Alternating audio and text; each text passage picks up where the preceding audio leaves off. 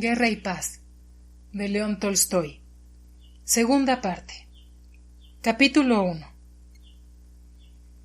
En octubre del año 1805, el ejército ruso ocupaba las aldeas y las ciudades del archiducado de Austria, y aún seguían llegando nuevas tropas de Rusia, estableciéndose en la fortaleza de Braunau, y resultando una carga para los habitantes de la zona. En Braunau se encontraba el cuartel general de Kutuzov. El 8 de octubre del año 1805, uno de los regimientos de infantería que acababa de llegar a Braunau se encontraba esperando la revista del comandante en jefe, formando a media milla de la ciudad. A pesar de que la región y el decorado no eran rusos, se veían a lo lejos los huertos de árboles frutales, las vallas de piedra, los tejados de tejas y las montañas, y de que la gente que miraba con curiosidad a los soldados no era rusa, el regimiento tenía idéntico aspecto que cualquier regimiento ruso, preparándose para pasar revista en cualquier lugar en mitad de Rusia. Los pesados soldados con los uniformes, cargando bien alto con las mochilas y con los capotes echados sobre los hombros, y los ligeros oficiales vistiendo sus uniformes y con los estoques golpeándoles en las piernas cuando caminaban. Mirando a su alrededor a las conocidas filas, por detrás de los conocidos convoyes y por delante las aún más conocidas, acostumbradas figuras de los mandos y aún más hacia adelante los postes de atar del regimiento de ulanos y el parque de baterías que les acompañaba durante toda la campaña. Aquí se sentían como en casa, como si el lugar en el que se encontraban fuera un distrito ruso. Por la tarde, durante la última marcha, se había recibido la orden de que el comandante en jefe iba a pasar revista al regimiento en campaña.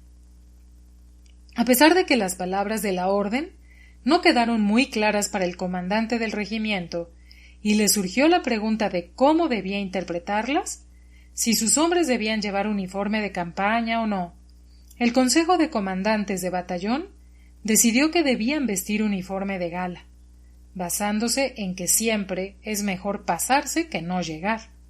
Y los soldados, después de una caminata de 30 verstas, pasaron toda la noche en vela, remendando y limpiando.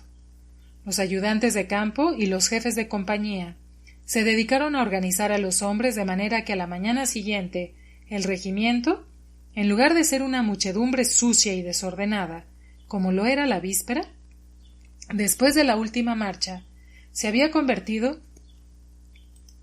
en una masa bien alineada de 3,000 personas, en la que todos conocían cuál era su sitio y su función, y en la que cada soldado llevaba cada botón y correa en su lugar, relucientes de limpios.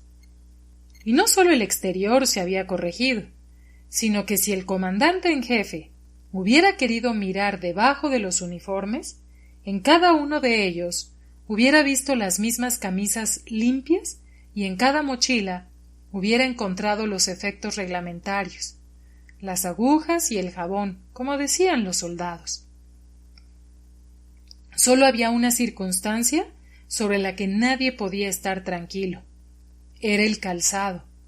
Más de la mitad de los soldados tenían las botas rotas, y por mucho que intentaran subsanar estos defectos, seguían molestando al ojo militar, acostumbrado al orden perfecto. Pero esa carencia no era culpa del comandante del regimiento, dado que a pesar de sus repetidas solicitudes, la intendencia austriaca no le suministraba el material y el ejército había recorrido 3000 verstas.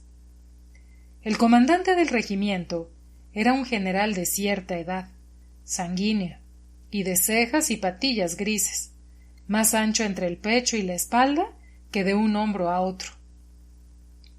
Vestía un flamante uniforme nuevo, de pliegues bien formados con abultadas charreteras doradas, que era como si apuntaran al cielo y elevaran aún más sus ya de por sí abultados hombros.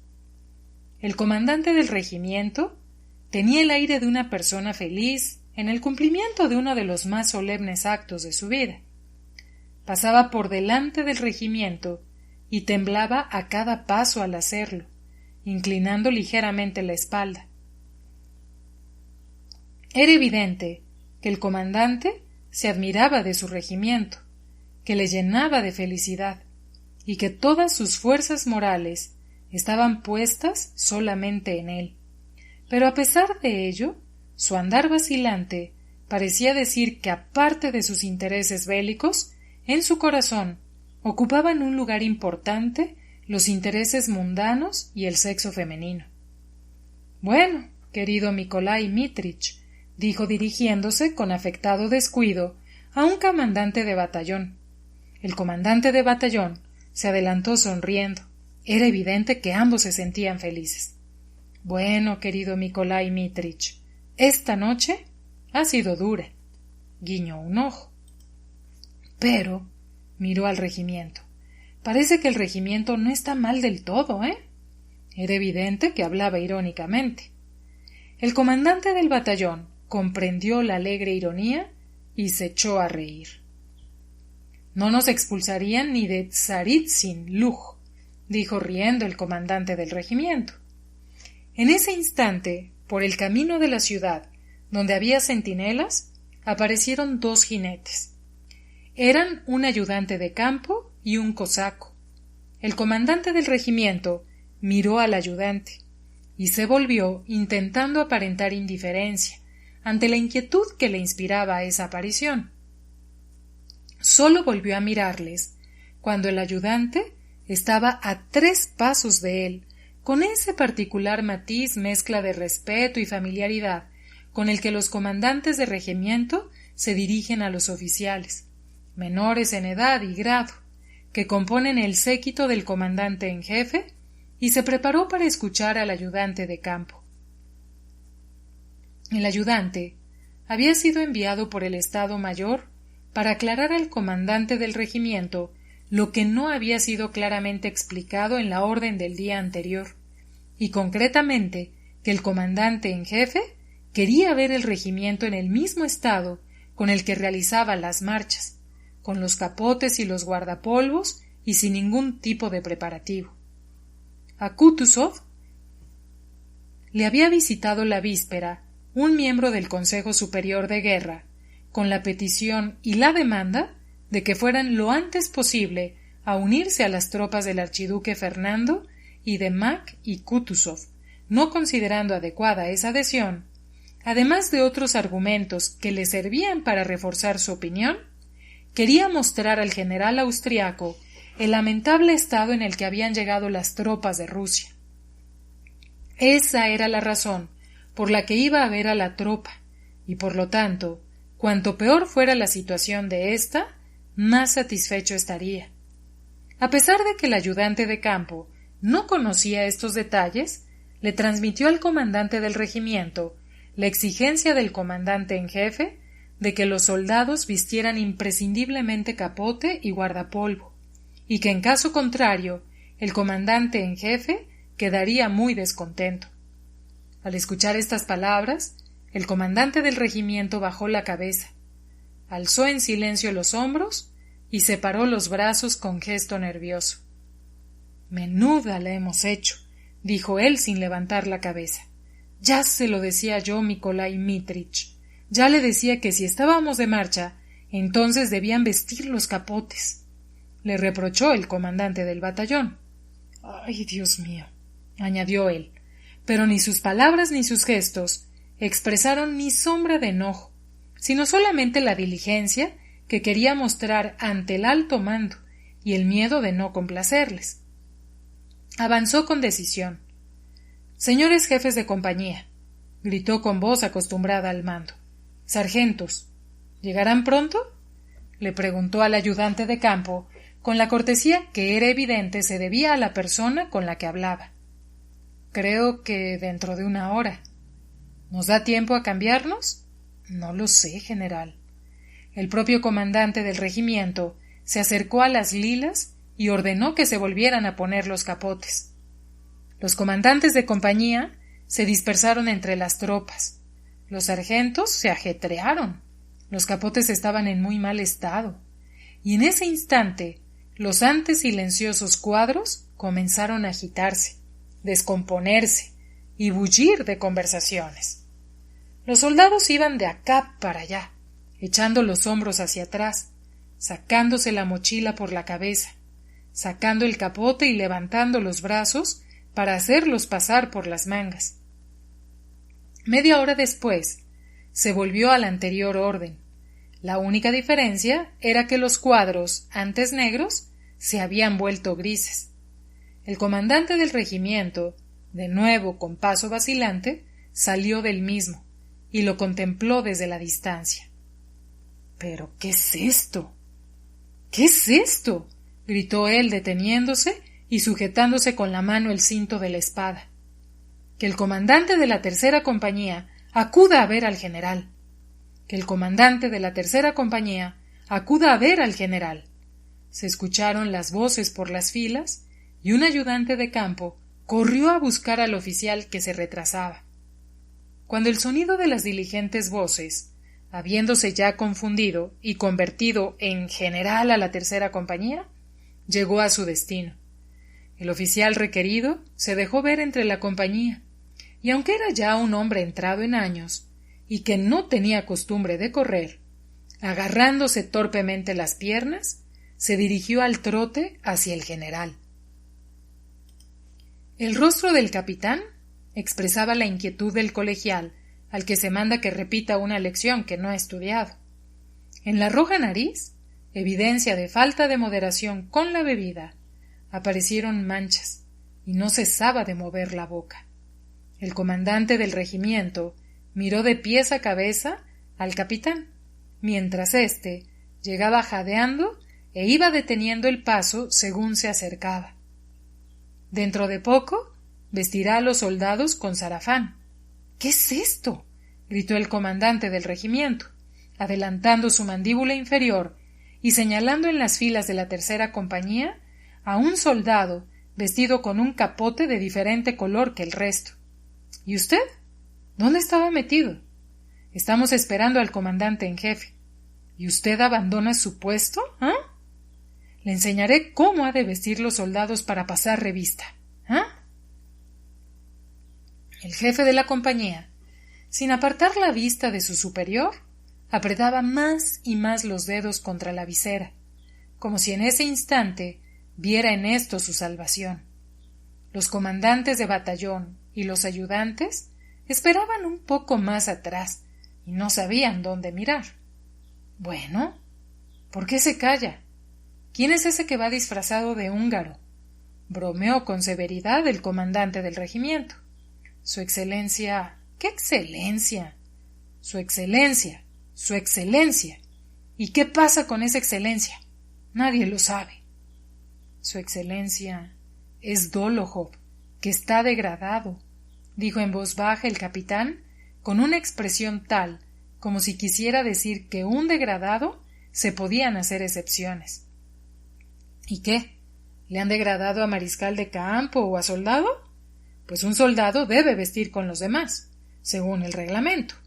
Su excelencia, usted mismo se lo permitió durante las marchas. ¿Se lo permití? ¿Se lo permití? Así son todos los jóvenes, dijo el comandante del regimiento, calmándose un poco. ¿Se lo permití? Se les dice una cosa y ellos... ¿Qué? Dijo él encolerizándose de nuevo. Haga el favor de vestir a sus soldados como es debido. Y el comandante del regimiento, mirando al ayudante de campo, con su paso vacilante que reflejaba, a pesar de los pesares, alegría ante la visión del hermoso campo, se dirigió hacia el regimiento. Era evidente que le había gustado su propia cólera, y que al adentrarse en el regimiento quería encontrar una nueva excusa para su enfado.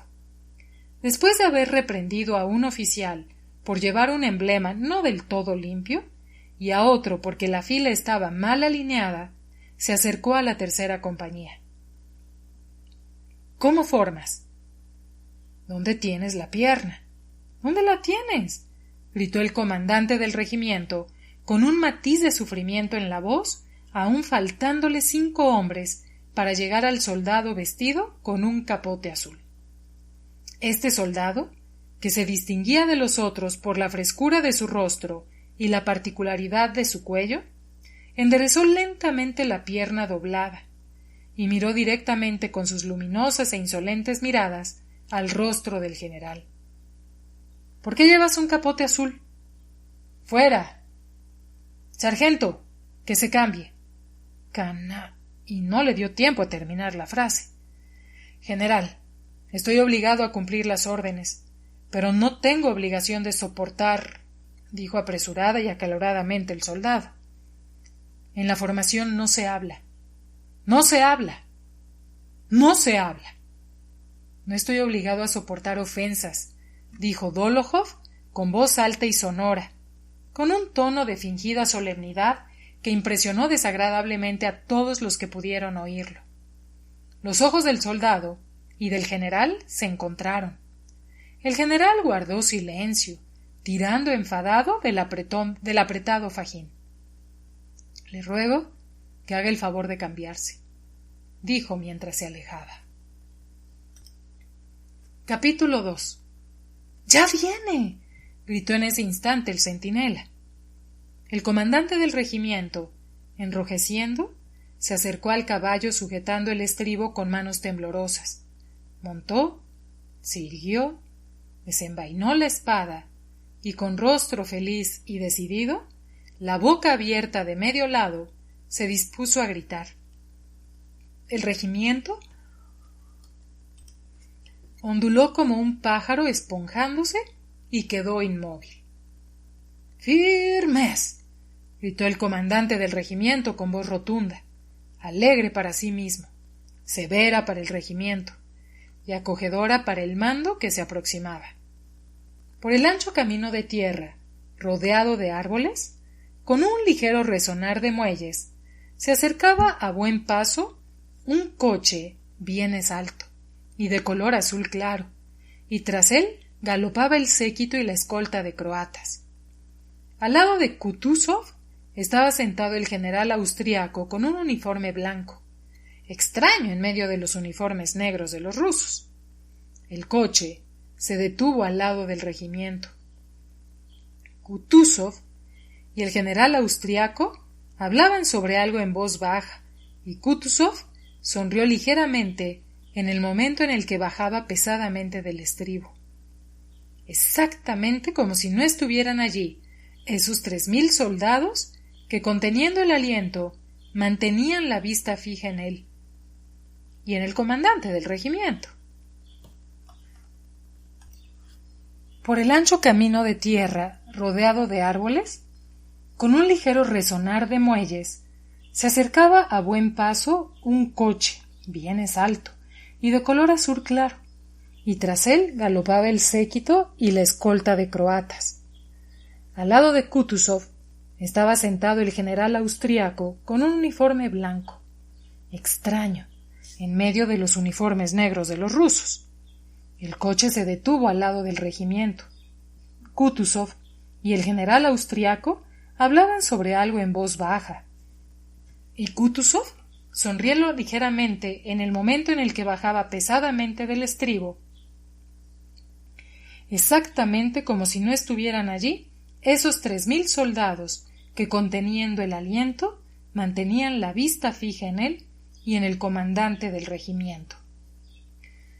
Al oírse la voz de mando, el regimiento, de nuevo tintineando y agitándose, presentó armas. En el silencio sepulcral se abrió paso la débil voz de comandante en jefe. El regimiento rugió, ¡Que viva su excelencia! Y todo volvió a quedar en silencio. Al principio, Kutuzov quedó parado mientras la tropa desfilaba. Después comenzó a pasear por las filas, a pie junto al general del uniforme blanco y seguido de su séquito.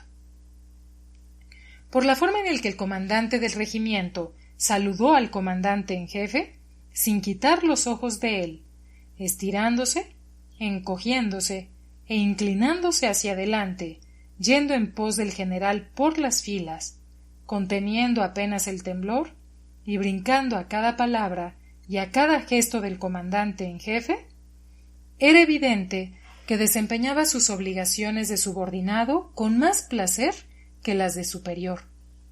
El regimiento, gracias a la severidad y el cuidado de su comandante, se encontraba en un estado excelente, en comparación con otros, que habían llegado al mismo tiempo a Braunau, y sólo sumaba 217 soldados entre enfermos y rezagados. Ante la pregunta del jefe del Estado Mayor sobre las necesidades del comandante del regimiento, inclinándose con un susurro y un profundo suspiro, se atrevió a informar que el calzado había sufrido mucho. Bueno, siempre la misma canción, dijo despreocupadamente el jefe del Estado Mayor, sonriendo con inocencia al general y mostrándole de ese modo que eso que parecía una desgracia particular del comandante del regimiento era general y previsible destino para todas las tropas que habían llegado de Rusia. Aquí lo solucionarán, si aguantáis un poco.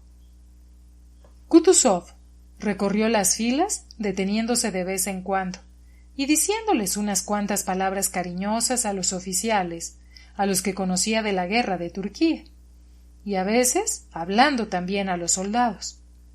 Al mirar el calzado, meneó la cabeza con tristeza unas cuantas veces, y se lo mostró al general austriaco con una expresión que quería decir que no culpaba a nadie de ello, pero que no podía dejar de ver el mal estado en el que se encontraba. Y cada vez el comandante del regimiento echaba a correr hacia adelante como si temiera perderse alguna palabra del comandante en jefe relacionada con el regimiento. Detrás de Kutuzov, a tan poca distancia que podían oír cualquier palabra pronunciada en voz baja, iba un séquito compuesto de unas 20 personas. Era evidente que los miembros del séquito no experimentaban en absoluto el mismo temor sobrehumano y el respeto que experimentaba el comandante del regimiento. Conversaban entre sí y se reían de vez en cuando. Había un apuesto ayudante de campo que caminaba más cerca del comandante en jefe que ninguno. Era el príncipe Volkonsky. A su lado caminaba un alto oficial de caballería del Estado Mayor, tremendamente gordo, con un bondadoso, sonriente y agraciado rostro y los ojos húmedos. Este enorme oficial apenas si podía contener la risa que le provocaba un atezado oficial de húsares que caminaba a su lado. El oficial de húsares, sin sonreír, sin cambiar la expresión de sus ojos fijos, miraba con una expresión seria a la espalda del comandante del regimiento e imitaba cada uno de sus movimientos.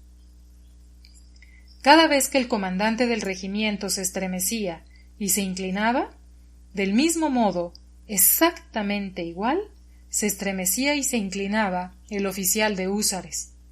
El grueso ayudante de campo se reía y daba codazos a los otros para que miraran al imitador. Pero mira, decía el grueso oficial, dando codazos al príncipe Andrei.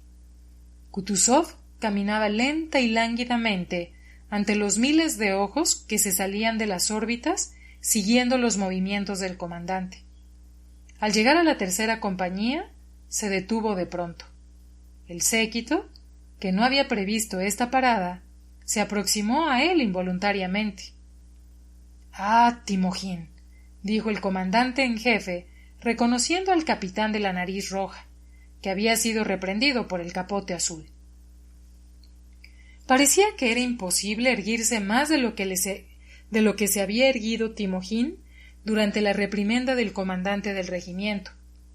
pero en el instante en el que el comandante en jefe se dirigió a él, se irguió de tal manera que daba la impresión de que si éste seguía mirándole durante más tiempo, el capitán no lo podría resistir, y por esa razón Kutuzov, comprendiendo su situación y sin desearle ningún mal al capitán, apartó la vista rápidamente. Por el mofletudo rostro de Kutuzov pasó fugazmente una sonrisa algo burlona. «Éramos compañeros en Ismailov», dijo él. «Es un valiente oficial». «¿Estás satisfecho de él?», preguntó Kutuzov al comandante del regimiento. Y el comandante, reflejado, como en un espejo invisible para él, en el cornete, se estremeció, avanzó y dijo: «Muy contento, Su Excelencia». «Tenía una debilidad», dijo Kutuzov, sonriendo y alejándose de él. «Bebía». El comandante del regimiento se asustó como si fuera culpable de ello, y no respondió nada. Kutuzov comenzó a decirle algo en francés al general austriaco. El cornete reparó en ese instante en el rostro del capitán de la nariz roja y la tripa metida, e imitó tan fielmente su expresión y su postura que el grueso oficial no pudo contener la risa. Kutuzov se volvió. Era obvio que el cornete podía dominar su rostro como quería. En el instante en el que Kutuzov se volvió, tuvo tiempo de hacer una mueca y a continuación adoptar la expresión más seria, respetuosa e inocente. Pero había algo melifluo e innoble en su cara de pájaro y en su inquieta figura de elevados hombros y largas y delgadas piernas. El príncipe Andrei se alejó de él frunciendo el ceño. La tercera compañía era la última, y Kutuzov se quedó pensativo, tratando de recordar algo. El príncipe Andrei se adelantó al séquito y le dijo en voz baja en francés: «Me ordenó que le recordara al degradado Dolohov de este regimiento». «¿Dónde está Dolohov?», dijo Kutuzov. Dolohov, que ya se había puesto el capote gris de soldado, no esperó a que le llamaran. La hermosa y esbelta figura de soldado de tez blanca y brillantes ojos celestes se destacó de la formación. Marcaba el paso con tal perfección que su arte saltaba a la vista y causaba desagrado precisamente por su extraordinaria perfección. Se acercó al comandante en jefe y presentó armas. «¿Tiene alguna queja?», preguntó Kutuzov, frunciendo ligeramente el ceño. Dolohov no respondió. Representaba su papel sin experimentar ni la más mínima timidez, y advirtió con evidente alegría que ante la palabra queja el comandante se estremeció y palideció. «Este es Dolohov», dijo el príncipe Andrei. «Ah», dijo Kutuzov, «espero que esta lección te sirva para reportarte y servir como es debido. El emperador es compasivo, y yo no te olvidaré si sirves bien». Los ojos azul celeste miraron al comandante en jefe con la misma insolencia con la que habían mirado al comandante del regimiento, como si con su expresión derribara las barreras que tanto separaban al comandante en jefe del soldado. «Solo pido, Su Excelencia», dijo con su sonora, firme y pausada voz, y con un tono de afectado entusiasmo, tener la ocasión de purgar mi culpa y demostrar mi veneración por Su Majestad, el emperador de Rusia. Dolohov recitó animadamente este teatral parlamento. Enrojeció completamente al decirlo, pero Kutuzov se volvió. Por su mirada pasó esa misma sonrisa que adoptara al dar la espalda al capitán Timojin.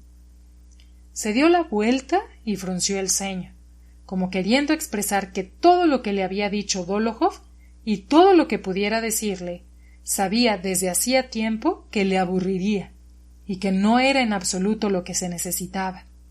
Se dio la vuelta y se dirigió al coche. Capítulo 3. El regimiento se dividió en compañías y se dirigió hacia los alojamientos destinados para él cerca de Braunau, donde se esperaba poder recibir calzado, ropa y descansar de las penalidades de las marchas. No estará enfadado conmigo, Prohor Ignatchis, dijo el comandante del regimiento, adelantando a la tercera compañía, que ya se había puesto en marcha y acercándose al capitán Timojin, que iba al frente de la misma. El rostro del comandante del regimiento, después del feliz resultado de la revista, expresaba una incontenible alegría.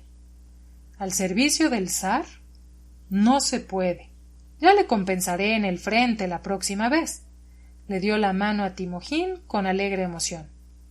Ya me conoce. Soy el primero en disculparse. Sí, bueno, confío en que... Le estoy muy agradecido. Y de nuevo le tendió la mano al comandante de compañía. Perdone, general.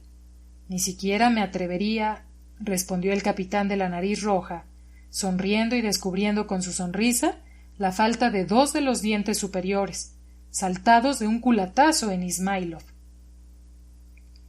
Dígale al señor Dólokhov que no me olvidaré de él, que esté tranquilo. Y dígame, por favor, siempre que quiero preguntarle, ¿qué tal se comporta? Y siempre... En el servicio es muy correcto, Excelencia.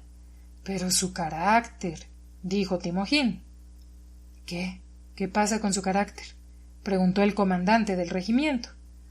Hay días, Excelencia, decía el capitán, en los que es juicioso, inteligente y bondadoso, como debe ser un soldado, Excelencia, y a veces es una bestia.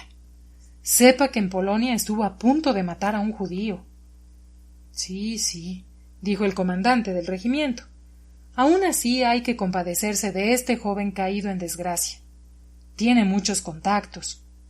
Contactos. Así que usted...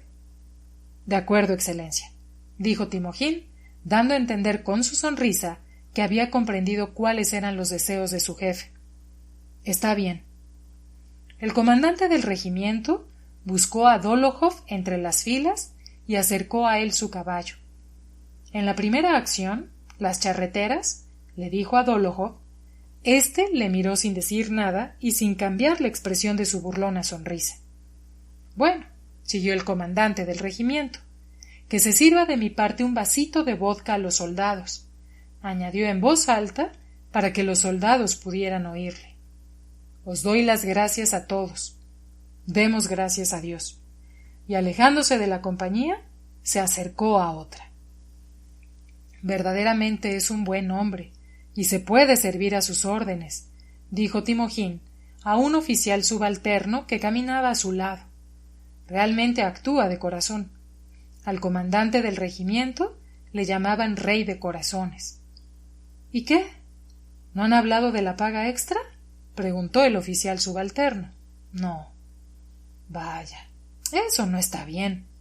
El alegre estado de ánimo del comandante del regimiento también se le contagió a Timojin. Después de hablar con el oficial subalterno, se acercó a Dólokhov. —¿Qué, padrecito? —le dijo a Dólokhov. Como hemos hablado con el comandante en jefe, ahora nuestro general nos trata con cariño. Nuestro general es un cerdo —dijo Dólokhov. No conviene hablar así. ¿Por qué no? Si es la verdad. Pero no conviene porque a mí me ofende. Yo a usted no quiero ofenderle, porque usted es una buena persona, pero él... Bueno, no conviene, le interrumpió de nuevo seriamente Timojin. Está bien, no lo haré. El alegre estado de ánimo de los mandos se transmitió también a los soldados. La compañía marchaba alegremente. Por todas partes se oían las voces de los soldados. ¿Cómo es posible que dijeran que Kutuzov era tuerto de un ojo? Pues no lo es en absoluto. No, hermano, ve mejor que tú. Ha mirado todo, las botas y los calcetines. Cuando se ha puesto a mirarme los pies, ¡puf! Y el austriaco que estaba con él parecía como si estuviera cubierto de tiza. Era blanco como la harina. Habrá que ver cómo limpian los uniformes. Oye, Fedeshau, tú que estabas más cerca, ¿Ha dicho cuándo empezarán las batallas? Dicen que el mismísimo Bonaparte está en Brunov. Bonaparte. ¡Qué tontería! No sabes nada de eso. Ahora se han levantado los prusianos, y los austriacos quieren sofocar esa revuelta. Cuando lo consigan, se entrará en combate contra Bonaparte. Y dice que Bonaparte está en Brunov. Está claro que es tonto. Presta más atención. Que el diablo se lleve los acuartelamientos. La quinta compañía ya está en el pueblo. Ya les estarán preparando el rancho cuando nosotros todavía no hayamos llegado a nuestro destino. Dame una galleta. ¿Acaso me diste tú tabaco ayer? Bueno, toma, y que Dios te perdone. Si al menos hicieran un alto, porque tenemos que andar aún 5 verstas sin probar bocado. Estaría bien que los alemanes nos dieran sus coches como en Olmütz. Yendo en coches es otra cosa. Pero aquí, hermano, los habitantes están todos locos. Allí, por lo visto, eran todos polacos, que estaban bajo la corona rusa. Pero aquí no hay nada más que alemanes. ¡Adelante los cantores! Se escuchó la voz del capitán. Y desde las diferentes filas corrieron hacia adelante unos 20 soldados. El tambor del coro volvió el rostro hacia los cantantes y, dejando caer el brazo, entonó una lenta canción soldadesca que comenzaba: No será el alba, el sol se levanta, y terminaba con las palabras: Hermanos, alcanzaremos la gloria con el padrecito Kamensky. Esta canción había sido compuesta en la campaña de Turquía y ahora se cantaba en Austria, como el único cambio de que en lugar de padrecito Kamensky habían puesto padrecito Kutuzov. Habiendo pronunciado estas últimas palabras y dejando caer el brazo como si tirara algo al suelo, el tambor, un delgado y apuesto soldado de unos 40 años, miró severamente a los soldados cantores y frunció el ceño. Después, al ver que todos los ojos estaban fijos en él, como levantando en ambas manos con cuidado algún valioso objeto invisible por encima de la cabeza, lo mantuvo así durante unos segundos, y de pronto lo arrojó contra el suelo bruscamente. ¡Ah, zaguán! ¡Mi zaguán! ¡Mi zaguán nuevo! añadieron 20 voces, y el que llevaba las cucharas, a pesar de la pesadez de su carga, saltó vivazmente hacia adelante y, poniéndose de espaldas ante la compañía, meneaba los hombros y amenazaba a algunos con las cucharas. Los soldados movían los brazos al ritmo de la canción. Iban caminando relajadamente, pero marcaban el paso involuntariamente. Tras la compañía se escuchaban los ruidos de las ruedas, el crujido de los muelles y el paso de los caballos. Kutuzov y su séquito volvieron a la ciudad. El comandante en jefe dio la señal para que los soldados avanzaran sin guardar la formación, y su rostro y el rostro de todos los miembros de su séquito reflejó satisfacción al oír los acordes de la canción, al ver al soldado que bailaba y el alegre y marcial paso de los soldados de la compañía. En el flanco derecho, por el que el carro rodeaba la compañía, destacaba involuntariamente en la fila un apuesto, de ojos azules, ancho y bien formado soldado, que marcaba el paso al ritmo de la canción de un modo particularmente marcial y elegante, y que miraba alegremente a los rostros de los que pasaban con una expresión como si se apiadara de todo el que en ese momento no iba con la compañía. El cornete de húsares, de altos hombros, se apartó del carro y se acercó a Dólokhov. Este cornete de húsares, que se llama Cherkov, había pertenecido en San Petersburgo durante un tiempo a ese turbulento grupo que dirigía Dólokhov. En el extranjero, Cherkov se había encontrado a Dólokhov como soldado y no consideró necesario reconocerle. Ahora se dirigió a él con la alegría de un viejo amigo. «¿Qué tal, amigo del alma?», dijo él entre el sonido de la canción e igualando el paso de su caballo al de la compañía. «Bien, hermano», respondió fríamente Dólokhov, como puedes ver. La canción soldadesca añadía un sentido especial a la desenfadada alegría con la que hablaba Cherkov y a la intencionada frialdad de las respuestas de Dólokhov. Bueno, ¿y qué tal te llevas con tus mandos? Preguntó Cherkov. Bien, son buena gente. ¿Y tú? ¿Cómo te has introducido en el Estado Mayor? Me han mandado aquí con un encargo. Ambos callaron. Lanzaron al halcón con la mano derecha, decía la canción, encendiendo involuntariamente sentimientos de ánimo y alegría. Seguramente su conversación hubiera sido distinta si no la hubieran mantenido escuchando los sonidos de la canción. ¿Es verdad que han vencido a los austriacos? Preguntó Dólokhov. El diablo lo sabe. Eso dicen. Me alegro, respondió Dólokhov breve y claramente, como requería la canción. Ven con nosotros una tarde de estas. Jugaremos al faraón, dijo Cherkov. ¿Acaso os sobra el dinero? Ven. No puedo. He hecho una promesa. No beberé ni jugaré hasta que recupere mi rango. Bueno, eso en la primera acción. Entonces se verá. De nuevo, ambos callaron. Ven si necesitas algo.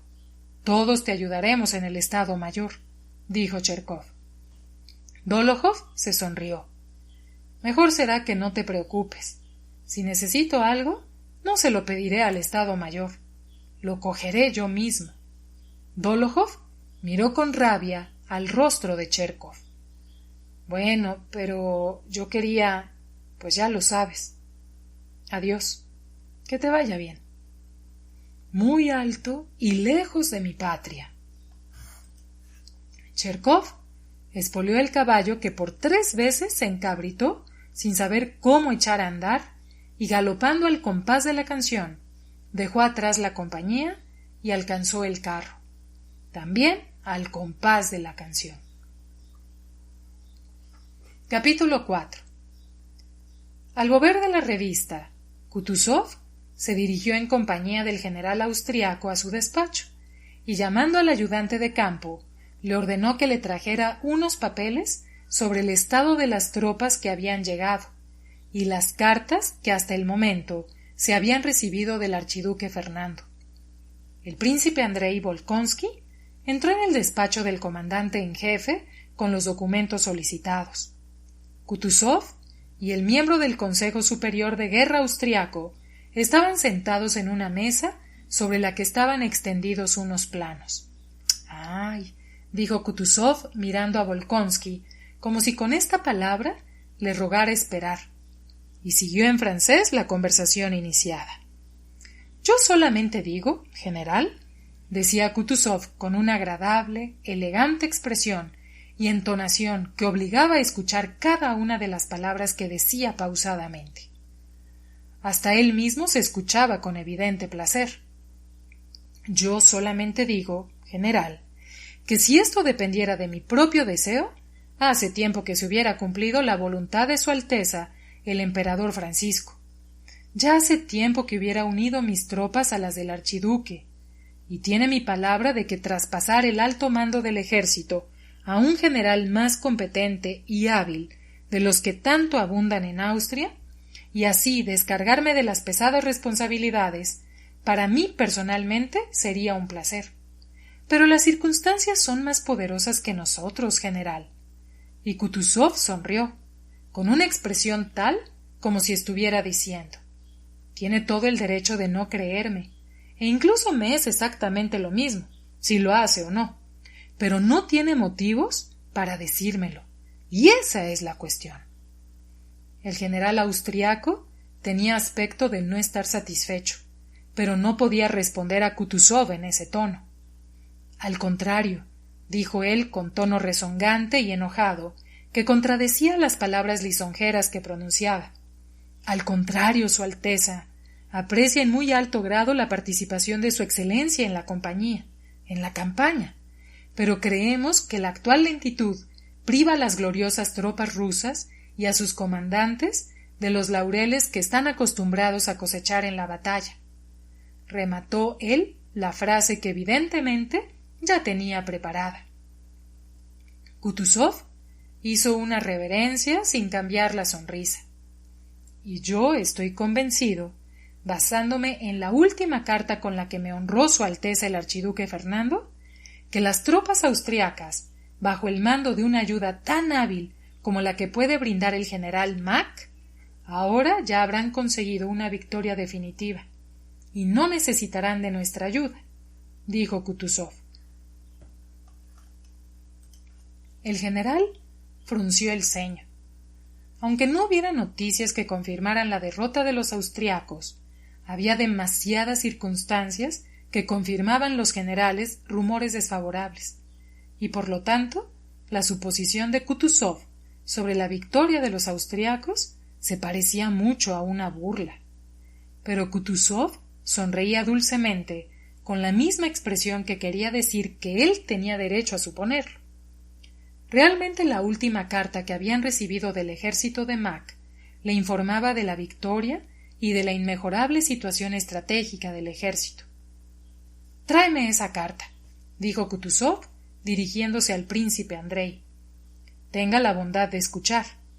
Y Kutuzov, con una sonrisa burlona en las comisuras de los labios, leyó en alemán el siguiente fragmento de la carta del archiduque Fernando.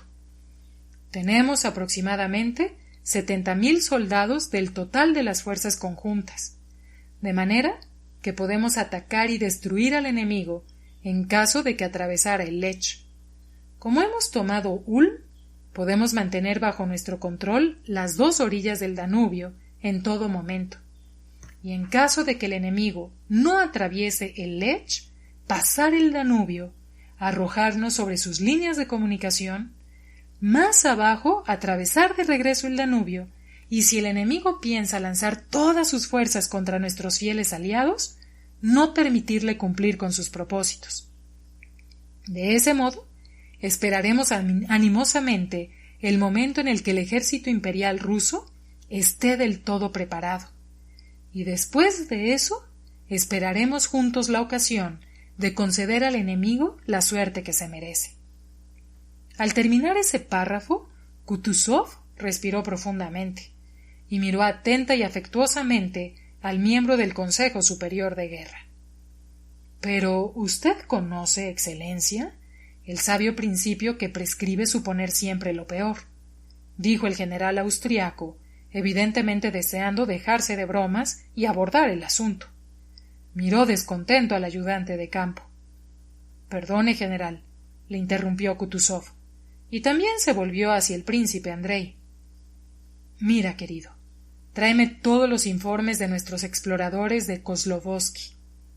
Toma estas dos cartas del conde Nostitz, la carta de Su Alteza al archiduque Fernando», dijo él dándole unos cuantos papeles. «Y elabora un memorándum en limpio francés de todo esto y de todas las noticias que tenemos de las actividades del ejército austriaco. Cuando esté hecho, se lo presentas a su excelencia». El príncipe Andrei inclinó la cabeza respetuosamente en señal de que comprendía desde la primera palabra, no solamente lo que había dicho, sino lo que Kutuzov no había dicho, pero había querido decirle. Recogió los papeles y, habiendo hecho una reverencia, salió de la sala con el sonido de sus pasos amortiguado por la alfombra. El príncipe Andrei había cambiado mucho en ese tiempo, a pesar de que no hacía aún 3 meses que saliera de Rusia. En la expresión de su cara, en sus movimientos, en su modo de caminar, apenas era ahora apreciable su anterior afectación, cansancio y pereza. Tenía el aspecto de una persona que no tenía tiempo de pensar en la impresión que causaba en los demás, y que estaba ocupado en cosas gratas e interesantes. Su rostro expresaba mayor satisfacción por sí mismo y lo que le rodeaba. Su sonrisa y su mirada eran más alegres y encantadoras. Kutuzov, al que ya había alcanzado en Polonia, le recibió muy afectuosamente. Le prometió no olvidarse de él, le distinguió de los otros ayudantes de campo, le llevó consigo a Viena y le encomendaba las tareas más importantes. En el Estado Mayor de Kutuzov, entre sus compañeros y en general en el ejército, igual que en la sociedad peterburguesa, el príncipe Andrei tenía dos reputaciones completamente opuestas. Unos, la minoría, consideraban al príncipe Andrei alguien diferente de ellos y del resto de la gente. Esperaban de él grandes éxitos, le escuchaban, le admiraban y le imitaban. Con estos, el príncipe Andrei era natural y agradable. A otros, la mayoría, no les gustaba el príncipe Andrei. Le consideraban una persona vanidosa, fría y desagradable. Pero con esa gente, el príncipe Andrei sabía comportarse de modo que le respetaran y le temieran.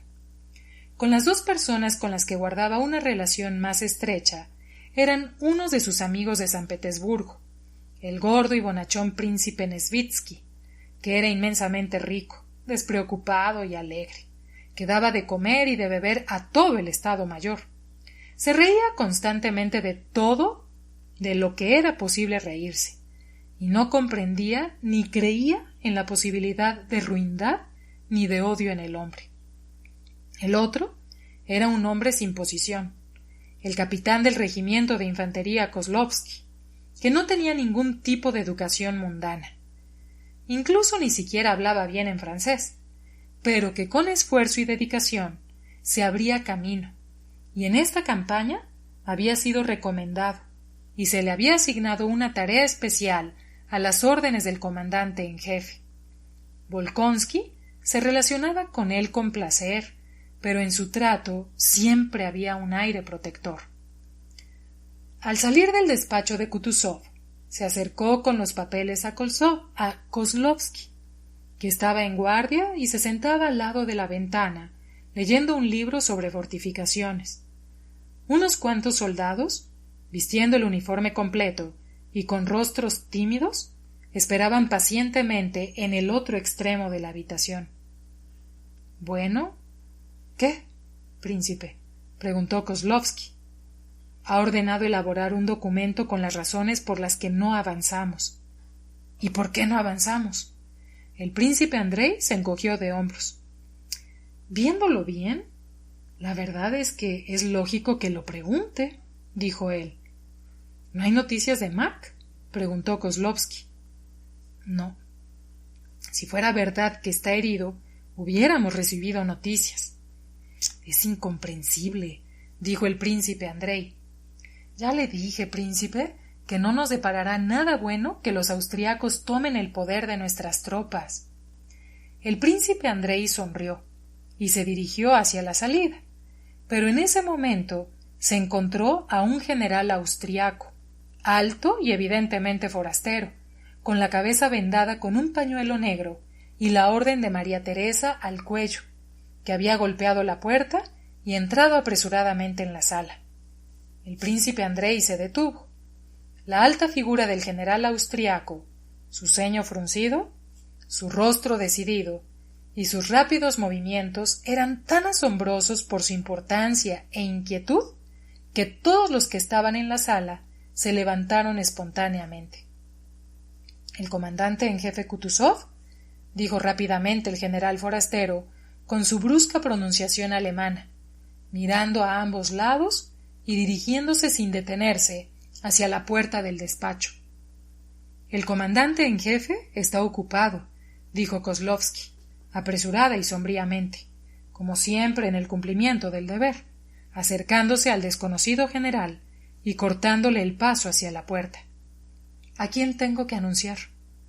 El desconocido general miró desdeñosamente de arriba a abajo al no muy alto Kozlovsky, como sorprendiéndose de que pudiera no conocerle. —El comandante en jefe está ocupado —repitió tranquilamente Kozlovsky. El rostro del general se ensombreció. Sus labios temblaron. Sacó su libreta de notas, trazó rápidamente algo con lápiz, arrancó la hoja, se la dio y se dirigió con paso rápido a la ventana, dejándose caer sobre una silla y mirando a todos los que estaban en la habitación como preguntando por qué le miraban. El general levantó la cabeza, estiró el cuello y se dirigió a la persona que estaba más cerca de él, el príncipe Andrei, como si tuviera intención de decir algo, pero en ese instante se volvió y comenzó a canturrear nerviosamente, produciendo extraños sonidos que enseguida calló. La puerta del despacho se abrió y en el umbral apareció Kutuzov. En ese mismo instante, el general de la cabeza vendada, inclinándose como si huyera de un peligro con pasos largos y rápidos de sus delgadas piernas, se acercó a Kutuzov. Su rostro anciano y arrugado palideció, y no pudo evitar un temblor nervioso del labio inferior en el momento en el que se arrancó y dijo con un tono demasiado elevado y mala pronunciación francesa las siguientes palabras: «Aquí tiene al desafortunado Mack». El ancho rostro desfigurado por las heridas de Kutuzov, que se encontraba a la puerta del despacho, se mantuvo durante unos instantes completamente inmóvil. Después, como una onda, una arruga ensombreció su rostro. Su frente se estiró. Inclinó respetuosamente la cabeza. Cerró los ojos. Dejó pasar a Mack y él mismo cerró la puerta. El rumor, que ya se había difundido de la derrota de los austriacos y de la rendición de todo el ejército en Ulm, resultaba cierto. Los miembros del Estado Mayor se contaban unos a otros los detalles de la conversación de Mack con el comandante en jefe que ninguno de ellos había podido escuchar. Media hora después se enviaron ayudantes de campo en distintas direcciones con órdenes que demostraban que pronto las tropas rusas, que hasta el momento habían estado inactivas, debían ir al encuentro del enemigo. El viejo fanático medio loco de Mack quería combatir contra el mayor genio bélico después de Julio César, pensó el príncipe Andrei, dirigiéndose a su habitación. ¿Qué le decía a Kozlovsky? ¿Qué le ponía a mi padre en las cartas? Pensaba él. Así ha pasado. E involuntariamente experimentó un impresionante sentimiento de alegría pensando en la humillación de la orgullosa Austria y en que en una semana pudiera ser que tuviera la ocasión de ver y de tomar parte en el choque entre rusos y franceses, el primero después de Suvórov. Al regresar a su habitación, que compartía con Nesvitsky, el príncipe Andrei dejó los papeles, ahora inútiles, sobre la mesa, y dejando caer los brazos, se puso a caminar de un lado a otro de la habitación, sonriéndose de sus pensamientos. Temía el genio de Bonaparte, que podía resultar más fuerte que toda la bravura de los ejércitos rusos, y junto con eso no podía aceptar la idea de una derrota de su héroe. La única posibilidad de resolución de esa contradicción consistía en que él mismo comandara las tropas rusas contra Bonaparte. Pero, ¿cuándo podría suceder eso? Dentro de 10 años. 10 años que parecían una eternidad, cuando suponían más de un tercio de la vida que ya había vivido. Ah, haz lo que debas, y que sea lo que Dios quiera, se dijo a sí mismo, el lema que había elegido como divisa. Llamó a su criado, se quitó la guerrera, se puso la bata y se sentó a la mesa. A pesar de la vida de campaña y de la estrecha habitación que compartía con Nesvitsky, el príncipe Andrei era lo mismo que en Rusia, muy escrupuloso. Se acicalaba como una mujer y era pulcro. Nesvitsky sabía que nada enojaba más a su compañero de habitación que le desordenaran sus cosas, y las 2 mesas de Volkonsky, una para escribir, colocada como en San Petersburgo, con sus avíos de escribir de bronce, y la otra, que contenía los cepillos, las jaboneras y el espejo, siempre estaban colocadas simétricamente y sin mota de polvo. Desde el momento en que partiera de San Petersburgo, y especialmente desde el momento de su separación de su mujer, el príncipe Andrei había entrado en una nueva etapa de actividad, como si viviera una nueva juventud. Leía y estudiaba mucho. La vida de campaña le dejaba bastante tiempo libre, y los libros que se había traído al extranjero le descubrieron nuevos intereses. Una gran parte de estos libros eran obras escogidas de filosofía. La filosofía, aparte de tener de por sí interés, era para él uno de los pedestales de orgullo, sobre los que gustaba colocarse sobre los demás.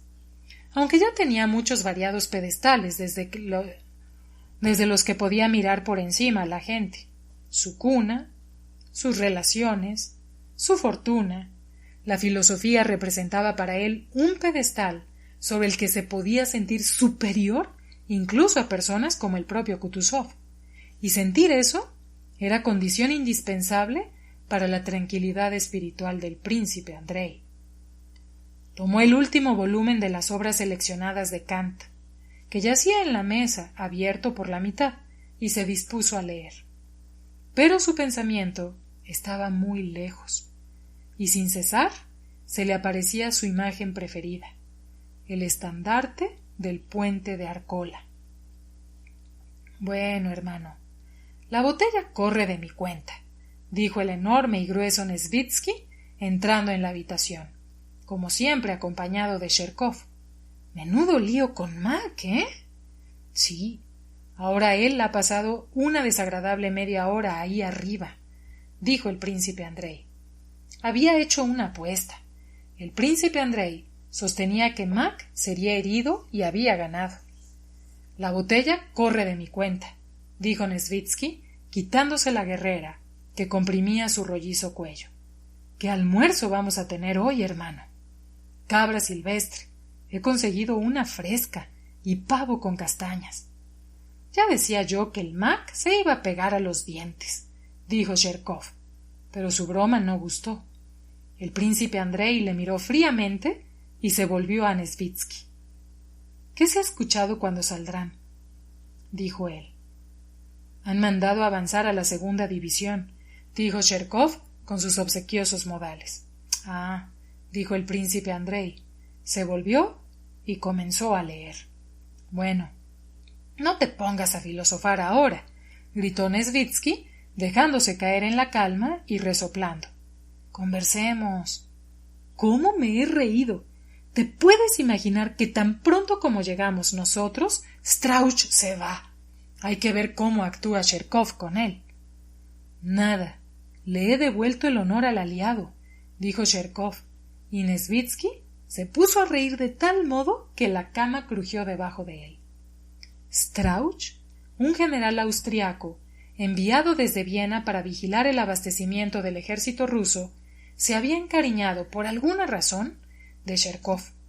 Él le había estado imitando durante toda la campaña, y cada vez que se le encontraba, se ponía firme, dando a entender que le tenía miedo, y en cuanto tenía ocasión, conversaba con él en un afectado alemán, presentándose a sí mismo como un inocente bobalicón para mayor divertimento de Nesvitsky.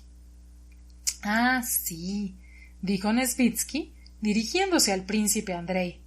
Ya está bien de hablar de Strauch. Hace tiempo que te espera un oficial de infantería. ¿Qué oficial? Acuérdate de que te mandaron a investigar por qué se había robado una vaca o algo por el estilo. ¿Y qué es lo que necesita?, dijo el príncipe Andrei frunciendo el ceño, dándole vueltas al anillo de su pequeña y blanca mano. El pobre ha venido a pedir misericordia. Cherkov, ¿cómo es? Bueno, ¿cómo habla? Cherkov hizo una mueca y comenzó a imitar al oficial. Yo, en absoluto. Los soldados compraron ganado porque los dueños, el animal, los dueños, el animal. El príncipe Andrei se levantó y se puso la casaca. Bueno, tú cúbrele de alguna manera, dijo Nesvitsky. Por amor de Dios, de tanta lástima. Yo no quiero cubrir nada ni meter en problemas a nadie. Me requirieron y dije lo que había sucedido, y nunca me apenaré ni burlaré de un miserable, añadió él mirando a Cherkov. Después de hablar con el oficial, le aclaró con arrogancia que no tenía ningún asunto personal con él y no deseaba tenerlo.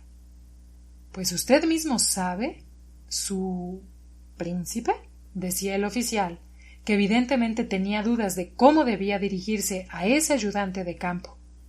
Tenía al mismo tiempo humillarse y no ser lo suficientemente cortés. Usted mismo sabe, príncipe, que hay días durante la campaña en los que los soldados no comen. ¿Cómo prohibirles? Juzgue usted mismo. Si pide mi opinión personal, dijo el príncipe Andrei, le diré que, a mi juicio, el pillaje siempre es un asunto serio, y en suelo aliado no se castiga con suficiente dureza. Pero sobre todo recuerde que no puedo hacer nada. Mi obligación es informar al comandante en jefe de lo que he encontrado. No puedo mentir por usted. Y sonriéndose ante esa rara idea, se despidió del oficial y regresó hacia su habitación. Por el camino, vio al general Strauch, que iba por el pasillo, acompañado por un miembro del Consejo Superior de Guerra. Nesvitsky y Cherkov caminaban a su encuentro. En el ancho pasillo había sitio suficiente para que los generales pudieran pasar al lado de los dos oficiales. Pero Cherkov, apartando con el brazo a Nesvitsky, dijo con voz jadeante: —¡Que vienen! ¡Que vienen! ¡Échense a un lado! ¡Dejen paso! Por favor, dejen paso. Los generales pasaron con aspecto de querer librarse de los molestos honores. En el rostro de Cherkov, de pronto, se dibujó una estúpida sonrisa de alegría, como si no pudiera evitarla.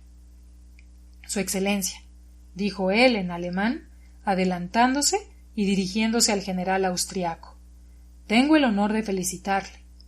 Inclinó la cabeza y torpemente, como un niño que está aprendiendo a bailar, comenzó a apoyarse bien en una pierna, bien en la otra. El general, miembro del Consejo Superior de Guerra, le miraba severamente, pero al advertir la seriedad de su estúpida sonrisa, no pudo negarle un momento de atención. Entornó los ojos en actitud de escuchar. Tengo el honor de felicitarle, porque el general Mack ha regresado sano y salvo. Solo un pequeño rasguño aquí, y añadió él señalándose la cabeza con una resplandeciente sonrisa. El general frunció el ceño, se volvió y siguió adelante.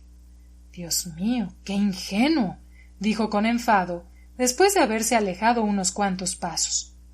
Nesvitsky abrazó con una carcajada al príncipe Andrei y le arrastró a su habitación.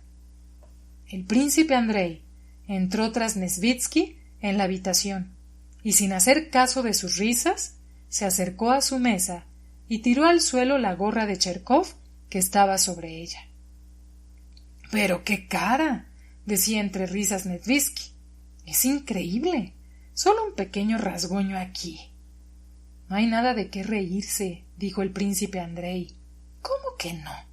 Yo solamente por la cara que tiene. No hay nada de qué reírse. Yo no soy un gran amigo de los austriacos, pero existe algo llamado decoro, que ese miserable puede no conocer, pero que tú y yo debemos observar. —Ya basta.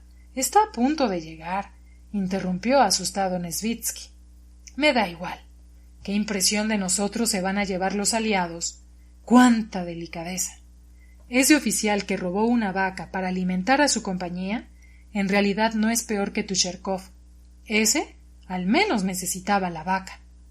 Como tú quieras, hermano. Todo esto es muy penoso y a la vez muy divertido. Si tú... No hay nada divertido. Han muerto 40,000 personas y el ejército de nuestros aliados ha sido destruido, y eres capaz de bromear sobre ello, dijo él, como si estas frases francesas reforzaran su opinión. Es perdonable en un insignificante muchachito, como es este señor que te has echado como amigo, pero no en ti. No en ti, dijo el príncipe Andrei en ruso, pronunciando estas palabras con acento francés, al advertir que Cherkov entraba en la habitación. Esperó a ver si el cornete le respondía algo, pero no respondió nada. Cogió su gorra y, guiñándole un ojo a Nesvitsky, salió de la habitación. —Ven a comer —le gritó Nesvitsky. El príncipe Andrei miró atentamente al cornete y cuando desapareció se sentó a la mesa. Hace tiempo que quería decirte, le dijo a Nesvitsky, que con una sonrisa miraba al príncipe Andrei a los ojos. Parecía que para él cualquier distracción era agradable, y que ahora, no sin placer, escuchaba el sonido de la voz y la conversación del príncipe Andrei. Hace tiempo que quería decirte que tu pasión por actuar con familiaridad con todos y dar de comer y de beber a todo el mundo sin hacer diferencias está muy bien, y que aunque vivo contigo, eso no me resulta molesto, porque sé poner en su lugar a estos caballeros, y por lo tanto no me preocupo por mí, sino por ti. Conmigo puedes bromear. Nos entendemos el uno al otro y conocemos los límites de las bromas. Pero a este Cherkov no se le puede mostrar familiaridad. Su único objetivo es destacarse de algún modo, conseguir un padrino que le dé de comer y de beber gratis. No ve nada más allá, y está dispuesto a entretenerte a cualquier precio, sin considerar el significado de sus bromas. Pero tú no puedes actuar así. Pero bueno, es un buen muchacho, dijo Nesvitsky intercediendo. Un buen muchacho. A estos Cherkov se le puede emborrachar después de la comida y obligarles a que representen una comedia, pero nada más. Ya basta, hermano. Bueno, no está bien. Bueno, ya no lo haré. Pero cállate, gritó riéndose Nesvitsky, y saltando del diván, abrazó y besó al príncipe Andrei. El príncipe Andrei sonrió como un profesor a un alumno cariñoso. Se me revuelven las tripas de ver cómo ese Cherkov entra contigo en intimidades. Él quiere ascender y depurarse al acercarse a ti, pero él no se depura y solo consigue contaminarte a ti.